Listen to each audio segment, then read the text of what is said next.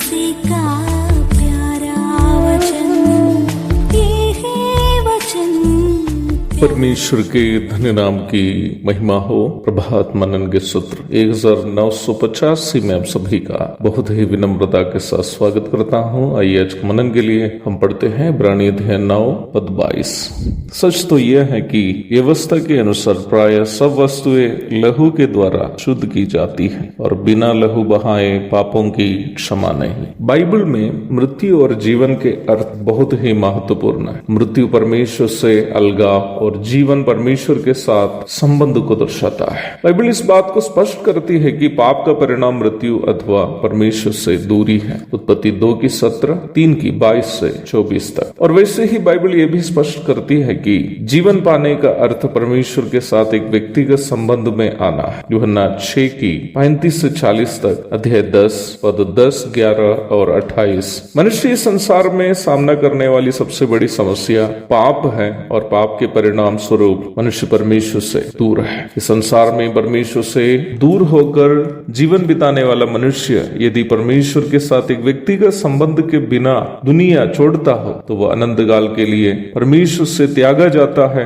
अर्थात अनंत काल उसको अनंतकालीन मृत्यु अथवा नरक को भुगतना पड़ेगा। मत्ती 25:41, प्रकाशित वाक्य 21:8। इस प्रकार अनंतकालीन मृत्यु को भुगतने जाने वाले मनुष्य को परमेश्वर जीवन देना चाहता है। निम्न योजना के लागूकरण के लिए परमेश्वर के द्वारा रखी गई व्यवस्था है लहू का अर्पण। प्रायश्चित स्वरूप चढ़ाए जाने वाला लहू से पाप धुलने की व्यवस्था परमेश्वर स्वयं लागू की गई व्यवस्था होने के कारण पाप क्षमा मिलने हेतु दूसरा कोई विकल्प भी उपलब्ध नहीं है। लहू का अर्पण पाप क्षमा के लिए जब निर्धारित किया, परमेश्वर ये भी निर्धारित किया था कि वह लहू किसका होना चाहिए। अदन की वाटिया में ही परमेश्वर इसकी सूचना भी दी थी। परमेश्वर ने सांप में होकर आए हुए शैतान को श्राप देते समय इस प्रकार उससे कहा, और मैं तेरे और इस स्त्री के बीच में और तेरे वंश और इसके वंश के बीच में बैर उत्पन्न करेगा, वह तेरे सिर को कुचल डालेगा। उत्पत्ति 3:15। प्रभु यीशु मसीह में जो कुमारी के द्वारा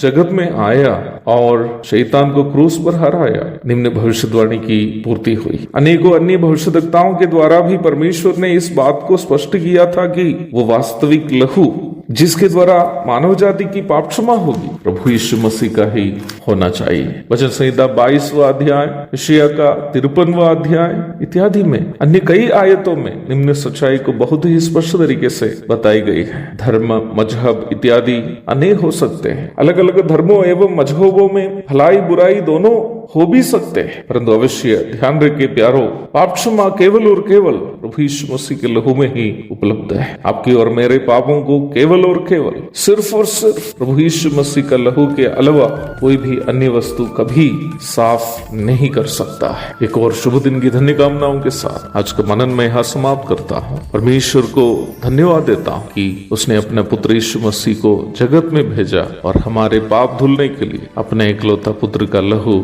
उन्होंने बहने दिया। आमीन।